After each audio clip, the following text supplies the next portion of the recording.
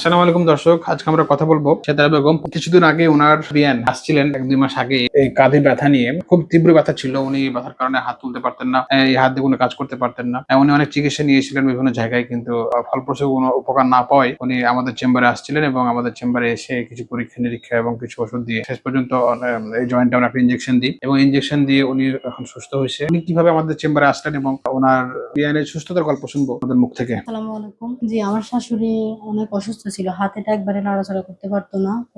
অনেক জায়গায় অনেক ডাক্তার দেখাইছে, কোনো কিছুতেই ওনার কোনো উপকার হয় নাই। পরে স্যারের কাছে আসছে, ইনশাল্লাহ এখন আল্লাহর রহমতে অনেকটাই সুস্থ আছে। হাত নাড়াচাড়াও করতে পারে, হাত দিয়ে এখন সমস্ত কাজও করতে পারে। এখন এজন্য আমি আমার আম্মুকেও নিয়ে আসছি স্যারের কাছে। জি দর্শক, শুনলেন রোগীর বৌমার মুখ থেকে ওনার শাশুড়ির সুস্থতার গল্প।